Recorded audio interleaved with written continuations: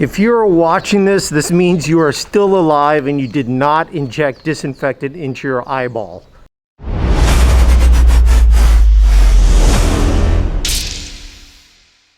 What a crazy couple of months it's been, guys. It is no mystery. There's this big pandemic going on. Everybody is told to stay at home and the world is just not what it used to be, but we're going to keep pushing on. Myself and the family are good. I appreciate for those of you who have reached out to check on us. Thank you very much. Enzo is still having fun. How you doing, Enzo? Enzo, say hi. So today we're going to talk about more mods for the Civic Type R, specifically for the chassis. We're going to talk a little bit about the chassis and the subframe, why there's a subframe, what does the subframe do, and why it's important to keep the movement of the subframe down to a minimum so your car can handle the best that it can. And in the meantime too, I've got some spoon parts. Oh yeah. We're going spoon, baby. All right, this is gonna be an extremely crude presentation, so bear with me here, guys, okay? So on older car designs, they had what was called a body on chassis. And the chassis used to look more like ladders. I'm gonna use my son's toys for a demonstration. So if you imagine that this was a chassis, it was body on frame. So they build the chassis, they put all the steering components, the engine, the transmission, everything you need on the chassis, and then they'd lower the body on top of it, and then you have body on frame. That was the old design.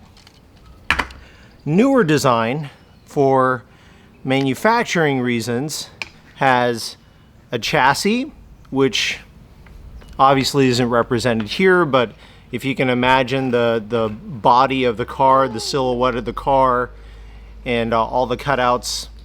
I'll see if I can find just a basic picture for you guys for reference. So to help with the manufacturing process, auto manufacturers started making subframes. So they'd build one subframe in a different part of the factory with the engine and the front steering components, and then they build the rear subframe with the transmission or the rear suspension components. So they build those two in different parts of the factory. Then they bring in the chassis and then they'd connect those pieces to the chassis. So you'd have the chassis and then the two subframes. Well, they did this to make processing and building of cars easier and faster, more modular, and a lot more like Legos. But therein lies part of the challenge. See, while the chassis itself was rigid, the subframe was only connected to the chassis itself through either the engine and steering components or the rear suspension components. And there was a little bit of a gap or very loose connections connecting the actual subframe to the chassis. Now that was also partially by design, because when you leave a little bit of looseness between here and the actual chassis, they put in things like rubber bushings, control arms, things that absorb sound, NVH, vibration, harshness, all that sort of stuff that most people don't want in their cars. That also causes for movement in the chassis. It's a flex point. And whenever you have a flex point like this, that means the suspension components in the front and rear cannot properly do their job to absorb all the bumps and weight shifts in the car while you're driving. So you do things like strut tower bars, braces, stiffer springs, coilover suspension, and all that stuff does help, but it still doesn't make the connection between the subframes any firmer with the chassis than what originally came from the factory. So today, to remedy a lot of that sloppiness in the subframe versus a chassis, we're going to install a whole bunch of spoon parts. namely the rigid collar for the front and rear and the spoon stiff plate. I'm really excited about this because we're getting that much closer to completing what I think is probably the best setup for a road going car that you can still track like no other. I think inherently, just by my needs and my wants, combination of the two, I've got Enzo, I still need a baby seat, therefore I still need my interior. My car being a daily driver still, I want to have the air conditioning. So I think my goal, at least for the near future, is to have one of the fastest, if not the fastest, full interior Civic Type Rs on a racetrack that is still daily driven. So ambitious goals. I've got some pretty fun stuff planned out in the future with other Instagram / YouTubers out there. Stay tuned for that. But I think that's kind of where I'm headed, and Spoon has got a lot of great components to help out with that. So let's go ahead and have a look at the Spoon parts, and then we're going to take everything down to Dr. Drew, and he's going to get it installed for us. All right, here we go. Spoon parts! Just kidding. Okay. Here is the real box of Spoon parts. So these came from Japan just a few days ago. I've been chomping at the bit to get these things installed. All right. Thank you, Enzo. All right, and there is the Spoon stiff plate.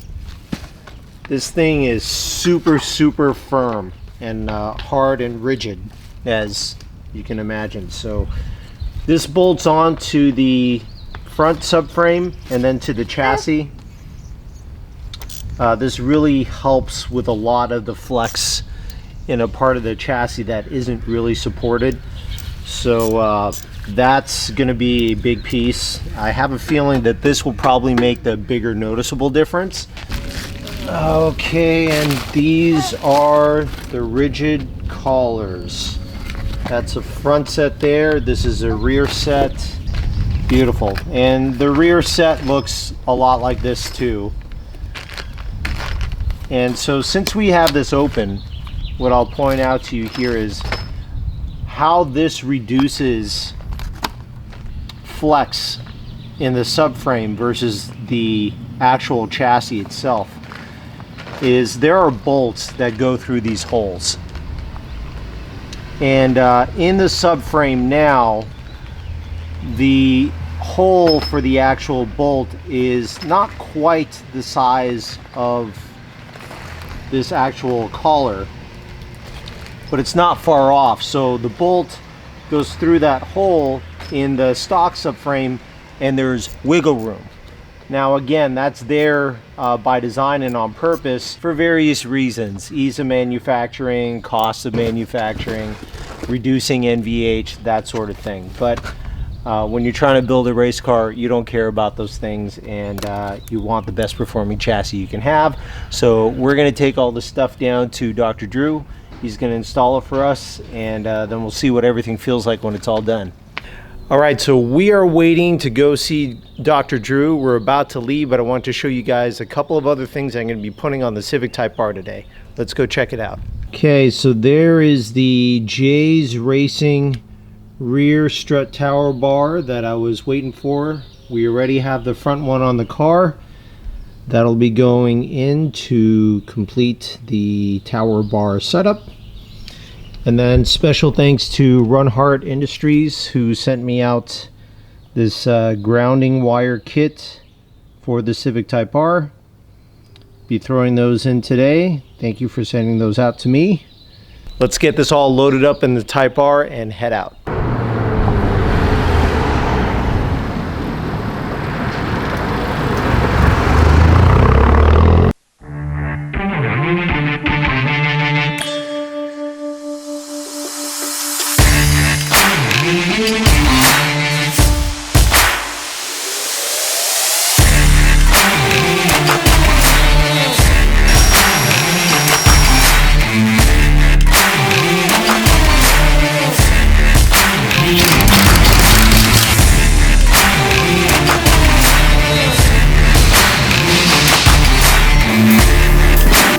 There are few men in this world I'll allow to grease my hole. Drew's one of them.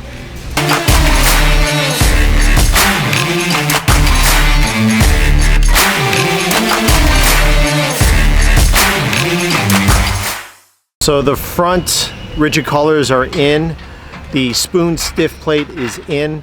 If you guys saw it in the footage, we had to cut out 3 of the spot welds on one of the rings for the spoon stiff plate, because on one part of the under chassis where it's normally flat OEM, I have my RV6 compliance mounts in there, so it does introduce maybe about ½ an inch of thickness that wasn't otherwise there. So we just had to remove that little small piece in the stiff plate. Not a big deal, it's more there for lining up rather than structural support. Filled in the gaps with a couple of washers, and I'd much rather have the front compliance mount there. With the stiff plate, everything should be beautiful. And of course, with the rigid collar there to stiffen everything up, it's a non-issue. But just keep that in mind if you guys want to do some of the same mods as I have right now.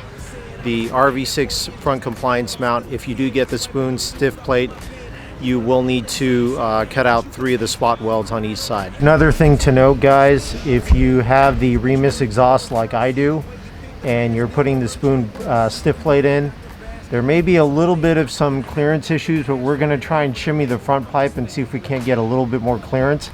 Take a look at what I mean here.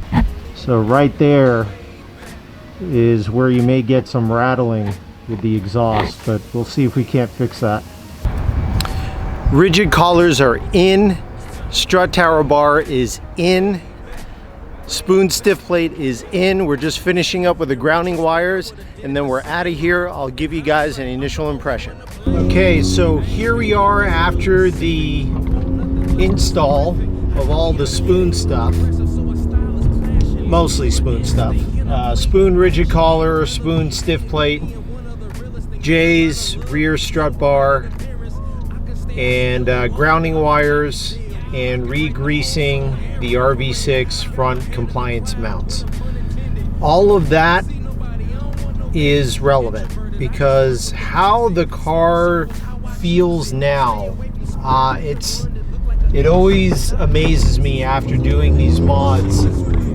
Immediately, since I daily drive this car, I have a really good idea of how the car feels driving it on a daily basis, and whenever I do change something, I tend to notice what the changes are, which is why I share this information with you guys, so you can make your mod decisions based on some of the feedback that I hope is helpful to you. So immediately, which is probably the biggest surprise, very pleasant surprise, the ride got a lot more compliant, is really the best word I can use to describe how the chassis and the suspension and the ride now feels.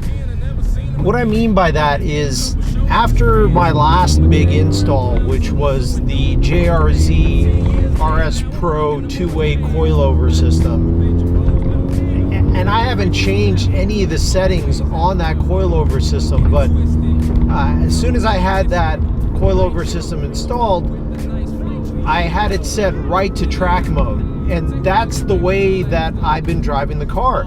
And if you guys recall in that video, I was bouncing all over the place, and it was loud inside of the cabin. I mean, it was, even watching my video back, it was really tough to, you know, hear what was going on just because the cabin noise was so loud. A lot of that being the clacking noise from the RV6 compliance mounts, and the rest of it just being the harshness of the ride. Well, if you guys watch that video and you're now watching this video, hopefully you can tell, but this is a big difference, and not the type of difference that I was expecting. You know, usually when you're making things in the chassis firmer or a lot stiffer. The conventional thinking is that it's going to make the ride harsher, and actually it's done exactly the opposite. It's taken a lot of the harshness out of the ride. Now, sure, am I still bouncing around a little bit?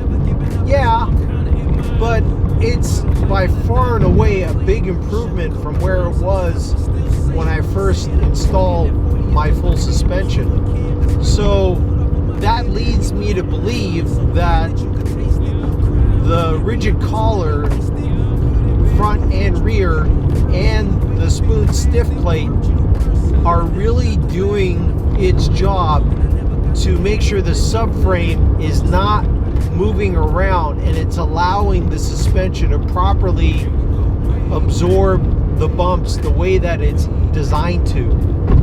And you can't see it from this camera angle. I'll show you guys before we close out on the video, but I'm going dead straight right now, and my steering wheel is just off to the left a little bit, and the car wants to pull to the left.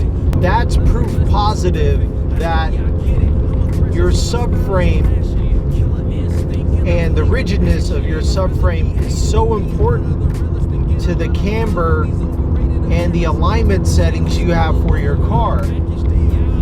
Right before this video, the one you're watching today, when I got my coilovers installed, my JRZ coilovers, I then had it corner balanced and aligned at Elite Motorsports, Elite Performance in Burlingame, and they got everything dead nuts center, and they had all of my camber dead on to where I wanted it to be.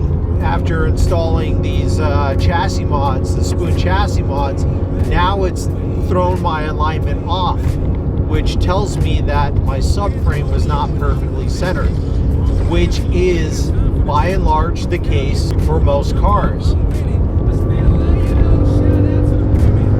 So this is a good thing, at least for the moment, that I'm seeing that my alignment specs are now thrown off, because that absolutely tells me that the rigid collar and the spoon stiff plate are doing its job. So now when I go to get the car re-corner balanced and realigned, it's going to hold those alignment specs much better, and there's going to be less variance while hard cornering or while hard braking when I'm on the track in those settings, because my subframe is now stiff and everything is working in unison and everything is working as designed. That is it for today's video, guys. Thank you so much for watching today. Please don't forget to like, share, and subscribe if you are enjoying my content. It makes all the difference in the world. It helps with the YouTube algorithm, so more enthusiasts like you can get to see my videos. But that's it for now. Stay tuned for more content up ahead. And until then, stay hungry, stay fast, stay tuned. I'm Michael Baxi, and I'm out. Okay, I've been working like 3 jobs. Probably why I never see ya. Probably why I never have time for the fake friends that won't be ya. Oh God, I've been running now. Up early when the sun is out. Not setting out my own soul, but those real ones.